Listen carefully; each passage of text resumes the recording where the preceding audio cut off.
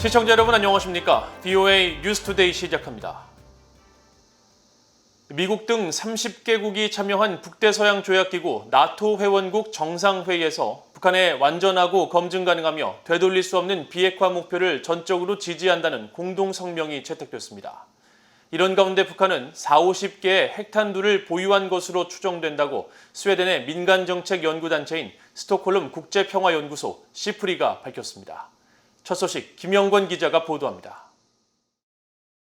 미국 등 북대서양 조약기구 나토 30개국 정상들은 14일 벨기에 브뤼셀에서 정상회의를 열고 북한 문제를 포함한 공동성명을 발표했습니다. 정상들은 특히 유엔 안보리의 관련 결의에 따라 북한의 완전하고 검증 가능하며 되돌릴 수 없는 비핵화 목표를 전적으로 지지하며 이 같은 목표 달성을 향해 미국과 의미 있는 협상에 관여할 것을 북한에 촉구한다고 밝혔습니다. 정상들은 이어 국제적 의무 이행을 북한에 촉구하면서 핵, 화학, 생물학적 전투 능력과 탄도미사일 제거, 핵확산 금지 조약 NPT와 국제 원자력 기구 IAEA의 포괄적 안전조치 협정 복귀, 모든 관련 프로그램 포기를 촉구했습니다. 또 각국엔 유엔의 기존 대북 제재에 대한 완전한 이행도 촉구했습니다. 영국에서 열렸던 G7 정상회의의 공동성명에 담긴 북한 문제가 이번 나토 정상회의에서도 포함된 겁니다. 조 바이든 대통령은 정상회의 뒤 기자회견에서 동맹국의 집단 방위를 명시한 나토 헌장 5조에 대한 미국의 공약을 재확인하면서 나토는 미래의 도전을 해결하기 위해 함께할 것이라고 강조했습니다. NATO stands together. That's how we met every other threat in the past. It's our greatest strength as we meet our challenges of the future, and there are many. And everyone in that room today understood the shared appreciation, quite frankly, that America is back. 이런 가운데 스톡홀름 국제평화연구소는 14일 발표한 국제군비, 군축, 국제안보 관련 연례 보고서에서 올해 1월 기준으로 북한의 핵탄두 보유수를 40개에서 50개로 추정했습니다. 지난해 보고서에서 추정했던 30개에서 40개보다 10개가 늘어난 겁니다. Well, that's because of the assumed continued production of highly enriched uranium, in their centrifuge facilities. So that number continues to trickle up. 스톡홀름 국제평화연구소는 북한이 지난해 핵무기나 장거리 탄도미사일 운반 체계를 실험하지 않았지만 국가안보 전략의 핵심 요소로 군사용 핵 프로그램을 계속 확대하고 있다고 지적했습니다. 그러면서 북한이 핵과 미사일 실험 후 핵무기 규모에 대한 정보는 제공하지 않고 있다고 밝혔습니다. 크리스텐센 선임연구원은 북한의 핵탄두 보유수 못지않게 핵무기 운반 미사일 전력을 어느 정도까지 실전 운용하는지도 매우 불확실하다면서 특히 장거리 미사일이나 잠수함 발사 탄도미사일, SLBM 등은 불확실성이 훨씬 크기 때문에 계속 주시해야 한다고 강조했습니다. VOA 뉴스 김영권입니다. 미국과 영국, 중국, 러시아 등 세계 주요 12개 나라 국민들에 대한 설문조사 결과 미국과 일본은 응답자의 60%가량이 북한을 위협으로 인식했지만 중국과 러시아는 30% 안팎만이 그렇게 생각하는 것으로 나타났습니다. 세계 최대 규모의 안보 포럼인 위넨 안보회의는 최근 안보지수 2021 보고서를 통해 북한 위협에 대한 인식은 지정학적으로 큰 차이를 보인다면서 미국 응답자의 59%, 일본은 62%가 북한을 위협으로 인식했지만 중국과 러시아는 32%와 26%로 상대적으로 낮았다고 밝혔습니다. 또 일본은 53%, 미국과 인도 각각 42%가 북한 위협이 증가할 것으로 전망했지만 러시아와 중국은 각각 11%와 17%만이 북한 위협 증가를 예상했습니다.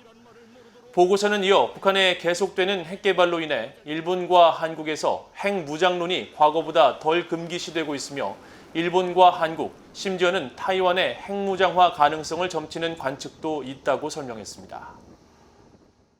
미국 사법당국에 의해 몰수된 전 세계 독재 정권의 불법 자산 내역을 공개하도록 하는 법안이 미국 상원과 하원에 발의됐습니다.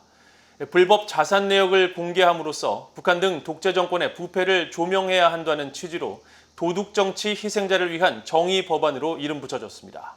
이조은 기자가 취재했습니다.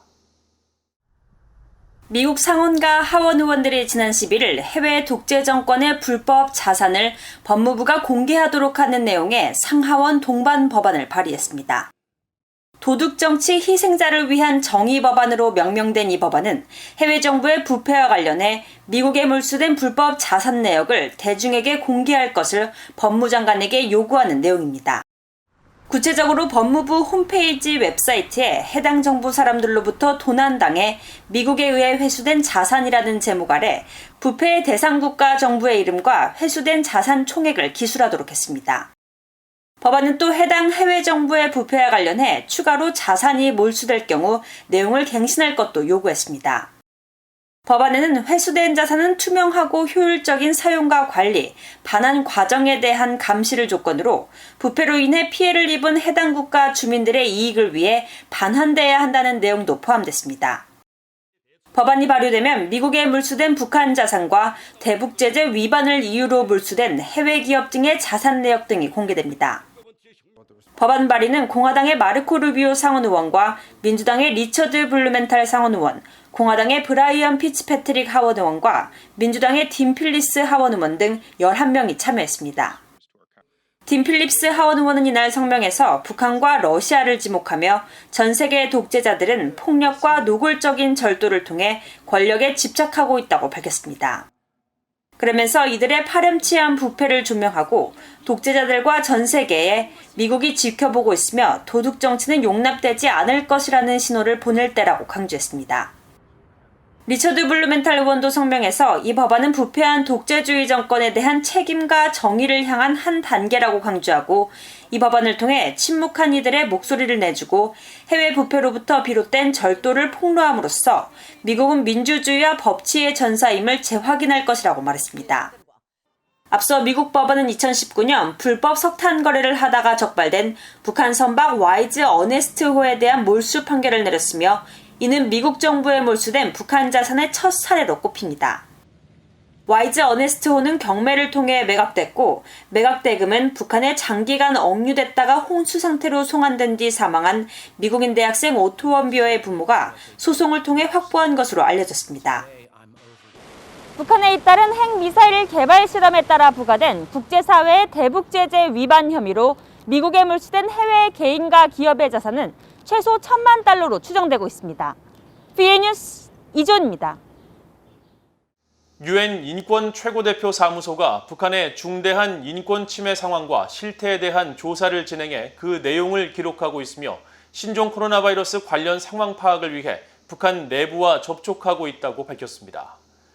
유엔 인권 최고대표 사무소는 최근 공개한 연례 유엔 인권 보고서를 통해 지난해 한국에 입국한 탈북민 46명과 민간단체, 기타 관계자들과의 조사를 통해 북한의 심각한 인권 침해 실태와 상황을 기록하고 있다면서 인권 최고대표 사무소가 북한 인권에 대한 분석에 기여했다고 설명했습니다. 또 북한 내 신종 코로나 바이러스 감염증 확산에 따른 인권 침해 상황을 조사하기 위해 북한 내부 사정에 밝은 탈북민들과 협력하고 있다면서 한국 통일부에 탈북민들과의 면담을 위한 기회를 늘려달라는 요청을 담은 서한을 발송했다고 밝혔습니다. 보고서는 또 유엔 인권 최고대표 사무소가 위성사진과 지도, 법원 자료, 시청각 자료 등 북한의 인권 상황을 파악할 수 있는 약 3,830개 정도의 자료를 수집, 공개하고 있다면서 북한의 인권 유린 책임을 묻기 위한 증거 자료 수집과 문서 보관 기능을 강화하고 있다고 강조했습니다. 유엔 식량농업기구 FAO가 2020-2021년도 북한의 곡물 생산량을 도정 후 560만 톤으로 추산하면서 쌀의 경우 211만 3천 톤으로 5년 평균보다 낮다고 분석했습니다.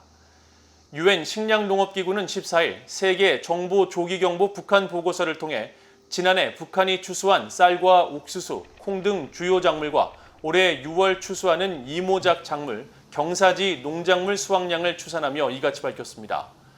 보고서에 따르면 지난해 북한의 콩과 옥수수 수확량은 지난 5년 평균치보다 2% 증가하거나 같은 수준이었지만 쌀 수확량은 211만 3천 톤으로 5년 평균인 235만 1,400톤보다 10% 감소한 것으로 분석됐습니다.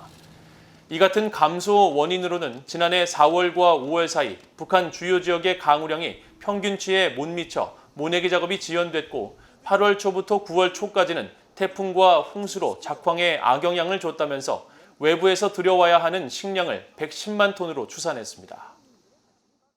6.25 한국전쟁 당시 미국 육군으로 참전했다가 적에게 붙잡혀 전쟁이 중단될 때까지 포로 생활을 했던 마지막 미군 포로 참전 용사 윌리엄 H. 펀체스 씨가 별세했다고 미국 언론들이 전했습니다. 미국 사우스캐롤라이나주 클램슨 지역 언론인 타임스 앤 데모크렛 등은 한국전쟁 마지막 미군 포로로 알려졌던 펀체스 씨가 지난 10일 고향 클램슨시 자택에서 93세를 일기로 별세했다고 보도했습니다. 펀체스 씨는 한국전쟁 발발 당시 최초로 파견된 미군 전투부대 중 하나인 미국 육군 제24 보병사단에서 중위로 복무했으며 인천 상륙작전 이후 북한으로 진격해 중공군과 격전을 벌이던 도중 1950년 11월 평안남도 안주 전투에서 총상을 입고 중공군의 포로로 생포된 것으로 알려졌습니다. 펀체스 씨는 이후 북한 평북 포로 수용소에서 34개월간 포로 생활을 하다가 1953년 정전협정 체결 뒤 포로 교환을 통해 귀환하면서 한국전쟁 마지막 미군 포로로 알려졌으며 지난 1997년에는 포로 수용소 수감 당시 받았던 가혹한 처우와 고문을 기록한 수기를 펴내 참혹했던 당시 상황을 생생히 전하기도 했습니다. 이상으로 VOA 뉴스투데이를 모두 마칩니다. 시청해주신 여러분 고맙습니다.